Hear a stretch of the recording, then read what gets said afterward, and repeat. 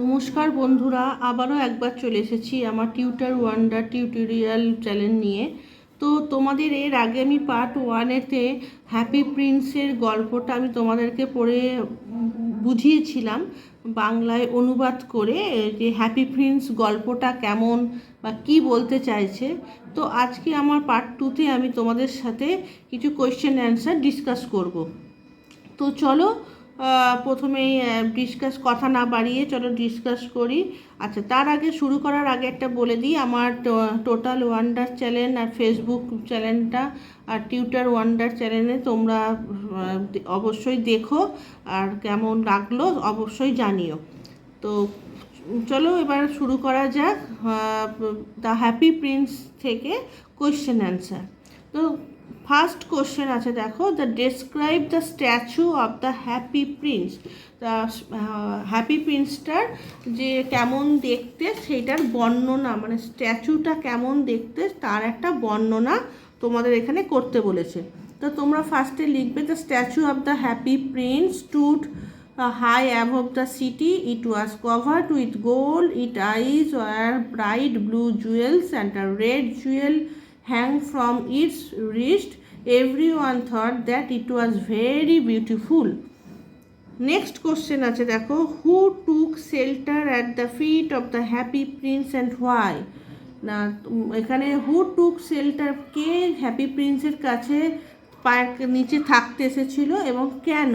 তা তখন বলতে হবে যে the swallow decided to stay under the statue of the happy prince that night because it was high up and there was plenty of fresh air.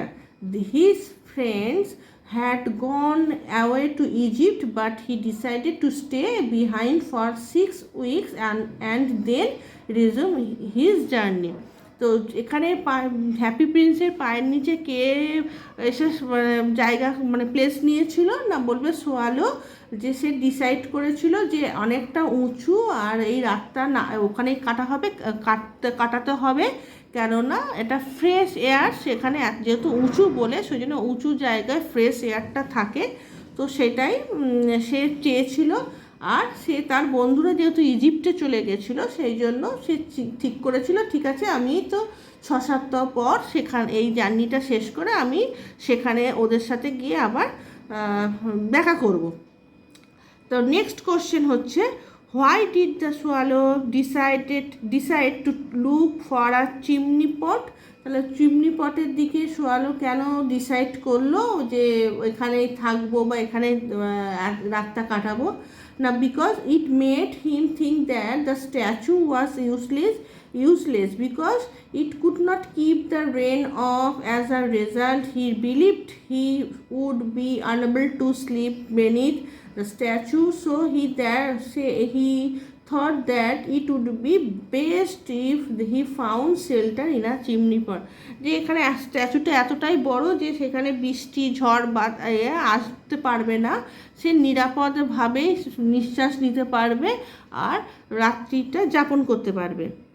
Next question হচ্ছে, দেখো, what strange Discovery did the swallow make as it was about to fly of?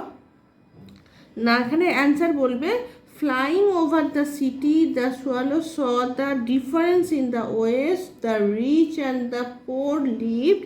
He saw the rich making merry in their beautiful houses while the beggars were sitting at their gates. এখানে প্রশ্নটাতে বলেছে যে swallow আকাশে উঠতে উঠতে কি discover করেছিল।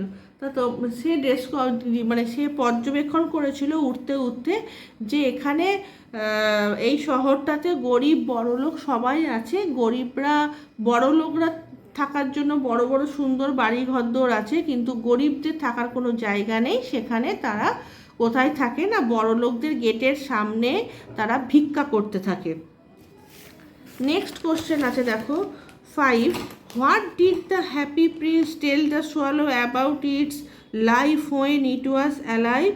তো এখানে হ্যাপি প্রিন্স যে স্ট্যাচুটা ছিল সেই স্ট্যাচুটা সোয়ালোকে কি বলেছিল? The happy prince narrated his story to the swallow, সোয়ালোকে বলেছিল কি না, the happy prince said that when he was alive, যে সে যখন জীবিত ছিল তখন তার দুঃখ কষ্ট কি সেটা তার যে রাজপ্রাসাদ ছিল সেই রাজপ্রাসাদে কোনো দিন ঢুকতে সে দেখেনি, সে নিজেও কোনো দিন ফিল করেনি কাকে দুঃখ বলে কাকে কষ্ট বলে কোনটা না পাওয়া বলে কিছু বুঝতে পারেনি। সে যখন স্ট্যাচু হয়ে গেছে তখন সে দেখতে পাচ্ছে যে আমাদের সমাজ বলো জীবনটা কতটা নির্মম, কতটা কষ্টের মধ্যে দিয়ে মানুষকে বেঁচে থাকতে হয়। তো এইটা হচ্ছে কোশ্চেন, মানে কোশ্চেনের অ্যান্সার। নেক্সট কোশ্চেন বলেছে দেখো, why did the swallow not wish to be the messenger of the happy prince, না বলবে the swallow agreed to be, মানে সোয়ালো তো থাকতে চাইছিল না, বলছে ঠিক আছে আজকে রাতের জন্য আমি থেকে যাব, কিন্তু যখন সে হ্যাপি প্রিন্সের এই কষ্টের কথাটা সে জানতে পারলো তখন সে ডিসাইড করলো যে না ঠিক আছে আমি তোমাকে সাহায্য করব। The swallow agreed to be the messenger of the happy prince, as when the swallow refused to help, the happy prince became sad and he swallow did not want to see him sad. তার যে সে যখন বলেছিল না না আমি থাকতে পারবো না, তখন যে হ্যাপি প্রিন্সের যে দুঃখ প্রকাশ করেছিল সেটা সে ফিল করেছিল। নাম্বার 7 বলছে, what was the second task that the swallow was asked to carry out, না বলবে the second task that was assign to the swallow by the prince was to give sapphire to the writer from his eyes. সে কি প্রথমে তো সে সাহায্য করতে গিয়েছিল happy প্রিন্সের কথায়, যে বা মাটা যেটা মানে সেলাইয়ের কাজ করে, সেলাই করতে করতে তার হাতগুলো যখন মানে রক্তাক্ত হয়ে গেছে তখন আর তার বাচ্চাটা খিদে না পাওয়ার যন্ত্রণায় কান্নাকাটি করছে, তো তাকে প্রথমে সে সাহায্য করতে গেছিল। তারপরে যে দেখেছিল হ্যাপি প্রিন্স কি যে একজন রাইটার লেখক সে কি করছে, তার টাকা পয়সার অভাবে তার লেখাগুলোকে ছাপাতে পারছে না, কাগজের অভাবে সে লিখতে পারছে না, তো তাকে মানে সেই সোয়ালোটা হেল্প করতে গিয়েছিল তার চোখের একটা ব্লু তোমার জেমস খুলে নিয়ে গিয়ে। নেক্সট হচ্ছে দেখো, why did the happy prince want to help the matchgirl, না ম্যাচকাল যে মেয়েটি দেশলাই বিক্রি করছিল তাকে কেন হ্যাপি প্রিন্স সাহায্য করতে চেয়েছিল, কারণ the prince wanted to help a little match girl because she had let her matches fall in the gutter and they were all spoiled. Her father would beat her if she did not bring home some money.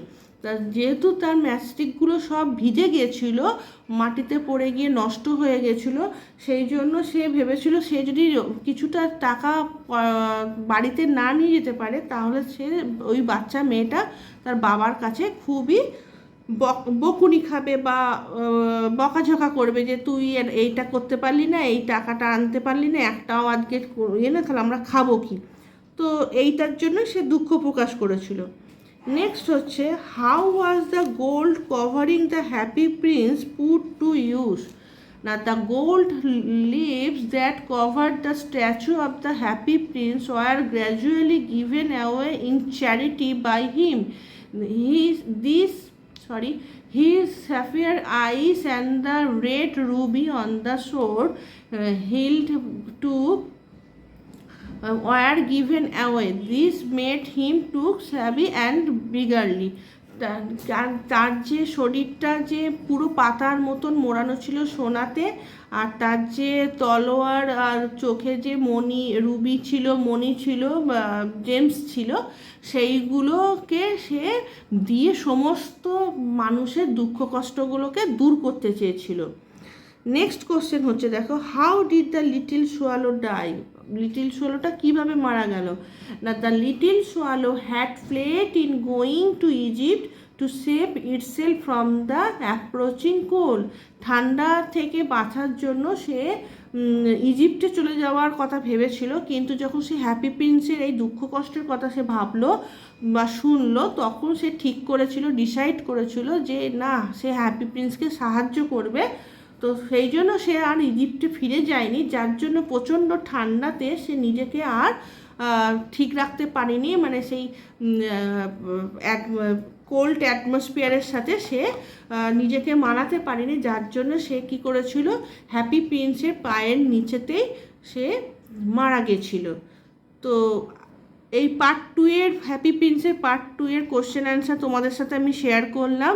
তো part 3-তে আমি তোমাদের reference to কনটেক্সটটা নিয়ে আলোচনা করব, তোমাদেরকে question answer দিয়ে দেবো।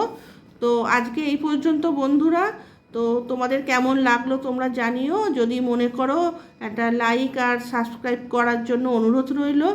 তো আজ এই পর্যন্ত, তোমরা সবাই ভালো থেকো আর মন দিয়ে পড়াশোনা করো। ওকে, থ্যাংক ইউ।